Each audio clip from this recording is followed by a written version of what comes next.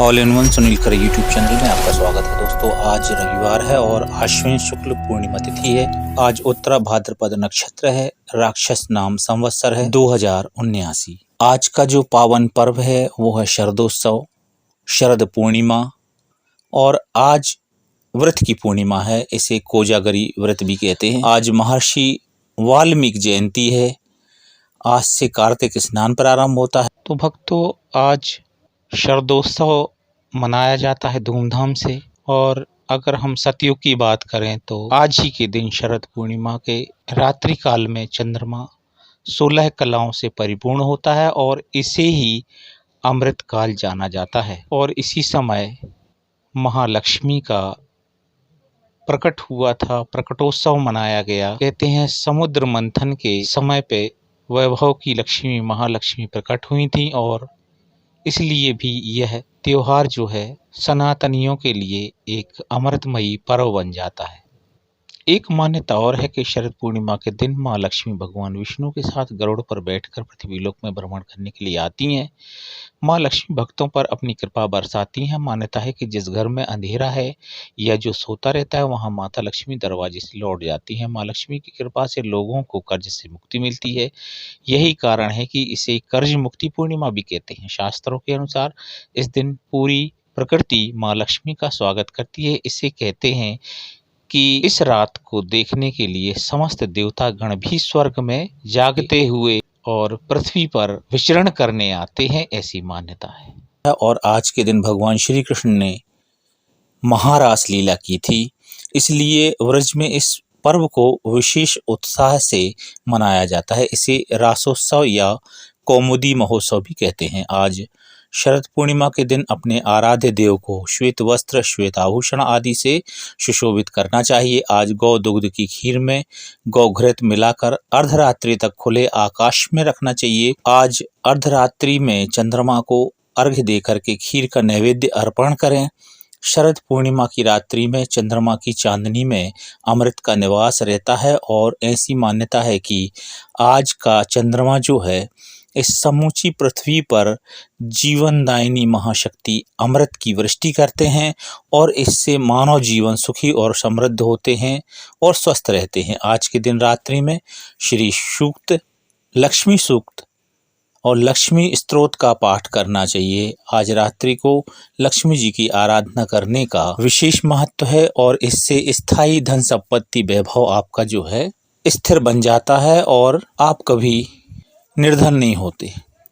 ये पौराणिक मान्यताएं हैं। अभी हमने जो शरद पूर्णिमा के शुभालोक का जो वर्णन किया है वह अत्यंत गूढ़ और रहस्यों को उद्घाटित करने वाला है। इसके अलावा हम कुछ पौराणिक तथ्यों की भी बात करते हैं। कहते हैं पूर्णिमा के व्रत का सनातन धर्म में बहुत महत्व है। हर महीने में पड़ने वाली पूर्णिमा तिथि पर व्रत करने से भगवान विष्णु और माँ लक्ष्मी की विशेष कृपा मिलती है। माँ लक्ष्मी और श्री हरि की कृपा से मनुष्य जीवन पर्यंत सुख समृद्धि और ऐश्वर्य से भरा रहता है। वैभव की देवी माँ लक्ष्मी की मातृवत कृपा रहने से मनुष्य सुखी रहते हैं और उनके परिवार जो है धन धान्य से परिपूर्ण रहते हैं, ऐसी मान्यता रहती है। अब हम बात करते हैं शरद पूर्णिमा के इस खास पर्व की, इस महत्वपूर्ण त्योहार की, उत्सव की। तो माँ लक्ष्मी और श्री हरि की इस कृपा के पात्र बनने के लिए एक साहूकार की दोनों बेटियां हर पूर्णिमा को व्रत किया करती थीं। इन दोनों बेटियों में बड़ी बेटी पूर्णिमा का व्रत पूरे विधि विधान से और पूरा व्रत करती थी। वहीं छोटी बेटी व्रत करती पर नियमों का पालन नहीं करती, आडंबर मानकर उसे अनदेखा करती थी। विवाह योग्य होने पर साहूकार ने अपनी दोनों बेटियों का विवाह कर दिया। बड़ी बेटी के घर समय पर स्वस्थ संतान जन्म हुई। संतान का जन्म छोटी बेटी के घर भी हुआ, लेकिन उसकी संतान पैदा होते ही दम तोड़ देती थी। 2-3 बार जब इस तरह की दुर्घटना हुई तब ब्राह्मण को बुलाकर अपनी व्यथा कही और धार्मिक उपाय पूछा। उसकी सारी बात सुनकर और कुछ प्रश्न पूछने के बाद ब्राह्मण ने उससे कहा कि तुम पूर्णिमा का अधूरा व्रत करती हो, इस कारण तुम्हारा व्रत फलित नहीं होता है, तुम्हें अधूरे व्रत का दोष लगता है। ब्राह्मण की बात सुनकर छोटी बेटी ने पूर्णिमा व्रत को पूरे विधि विधान से करने का निर्णय लिया, लेकिन पूर्णिमा आने से पहले ही उसने एक बेटे को जन्म दिया। जन्म लेते ही बेटी की मृत्यु हो गई और ऐसी खिन्नता के चलते, दुख के चलते उस बेटी ने अपने बेटे के शव को एक पीढ़े पर, यानी पटली होती है, उस पर रख दिया और एक कपड़ा भी ढक दिया ताकि किसी को पता ना चले। फिर उसने अपनी बड़ी बहन को बुलाया और बैठने के लिए वही पीढ़ा दे दिया। जैसे ही बड़ी बहन उस पीढ़े पर बैठने लगी, उसके लहंगे की किनारी बच्चे को छू गई और वह जीवित होकर तुरंत रोने लगा। इस पर बड़ी बहन पहले तो डर गई और फिर छोटी बहन पर क्रोधित होकर उसे डांटने लगी कि तुम बच्चे की हत्या का दोष और कलंक लगाना चाहती हो, मेरे बैठने से यह बच्चा मर जाता तो। इस पर छोटी बहन ने उत्तर दिया, यह बच्चा मरा हुआ तो पहले से ही था बहन, दीदी तुम्हारे तप और स्पर्श के कारण ही यह जीवित हो गया है। क्योंकि उसकी बड़ी बहन जो है अत्यंत धार्मिक और ममतामयी महिला है और उसके स्पर्श से बच्चा जीवित हो जाता है। पूर्णिमा के दिन जो तुम व्रत और तप करती हो, उसके कारण तुम दिव्य तेज से परिपूर्ण और पवित्र हो गई हो। अब मैं तुम्हारी तरह व्रत और पूजन करूंगी। इसके बाद उसने पूर्णिमा व्रत विधि पूर्वक किया और इस व्रत के महत्व और फल का पूरे नगर में प्रचार किया। जिस प्रकार माँ लक्ष्मी और श्रीहरि ने साहूकार की बड़ी बेटी की कामना पूरी कर सौभाग्य दिया, वैसे ही सभी भक्तों पर माँ कृपा करती हैं। विधि इस प्रकार है, सुबह स्नान करने के बाद घर मंदिर की सफाई करते हैं और माता लक्ष्मी श्री हरि का ध्यान करते हैं। गाय के दूध में चावल की खीर बनाकर रख लेते हैं। लक्ष्मी माता भगवान विष्णु की पूजा करने के लिए लाल कपड़ा या पीला कपड़ा चौकी पर बिछाकर माता लक्ष्मी और भगवान विष्णु की प्रतिमा पर स्थापित करें। तांबे अथवा मिट्टी के कलश पर वस्त्र से ढकी हुई लक्ष्मी जी की स्वर्णमयी मूर्ति की स्थापना कर सकते हैं। भगवान की प्रतिमा के सामने घी का दीपक जलाएं, धूप जलाएं। इसके बाद गंगा जल से स्नान कराकर अक्षत और रोली से तिलक लगाएं। तिलक करने के बाद मीठे, सफ़ेद या पीली मिठाई से भोग लगाएं। लाल या पीले पुष्प अर्पित करें। माता लक्ष्मी को गुलाब का फूल अर्पित करना विशेष फलदायी होता है। इसके बाद खीर को कई छोटे बर्तनों में भरकर छलनी से ढककर चंद्रमा की रोशनी में रख दें। फिर पूरी रात तड़के 3 बजे तक इसके बाद ब्रह्म मुहूर्त शुरू हो जाता है। जागते हुए विष्णु सहस्त्र नाम का जप, श्री सूक्त का पाठ, भगवान श्री कृष्ण की महिमा, श्री कृष्ण मधुराष्टकम का पाठ या कनकधारा स्तोत्र का पाठ करना चाहिए। पूजा की शुरुआत में भगवान गणपति की आरती करना अनिवार्य है। अगली सुबह ब्रह्म मुहूर्त में स्नान करके उस खीर को माँ के चरणों में अर्पित करते हुए प्रसाद के रूप में पूरे घर परिवार के सदस्यों को और अपने बंधु बांधवों को खिलाना चाहिए।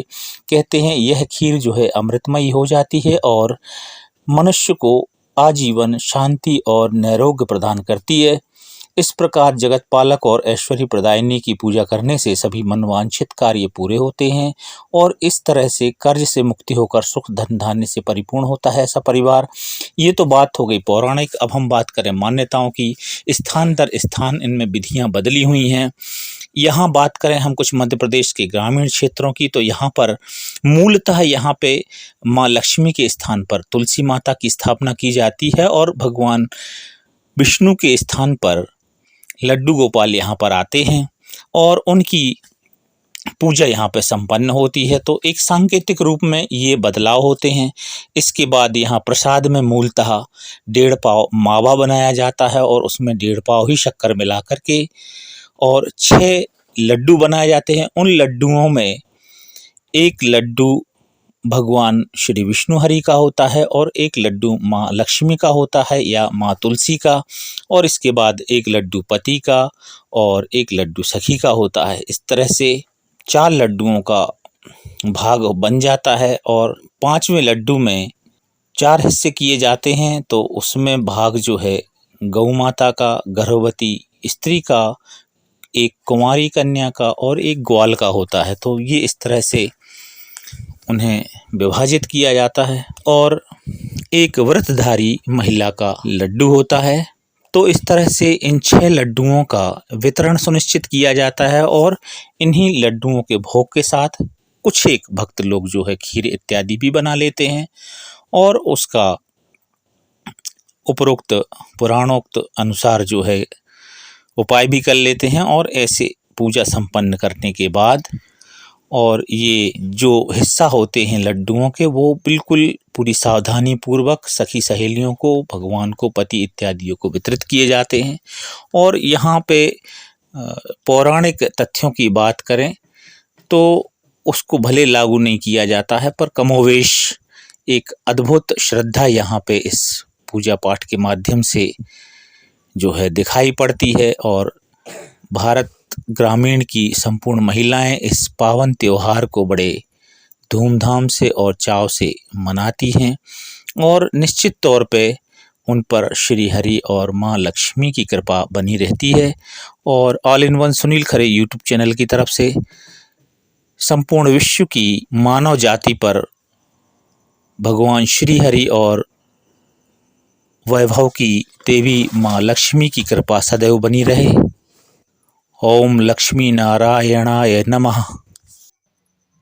ओम भूरिदा भूरिदहिनो माँ दभ्रम भूरियाभर भूरिधैदिन्द्रदित्ससि ओम भूरिदात्यसि श्रुतः पुरुत्र शूरव्रत्र अन आ नो भजस्व राधसि विश्वधारं गगनसदृशं मेघवर्णं शुभांगं लक्ष्मीकान्तं कमलनयनं योगहृदयानगम्यं वन्दे विष्णु भवभयहरं सर्वलोकैकनाथं। ओम शांति शांति शांतिर्भवतु।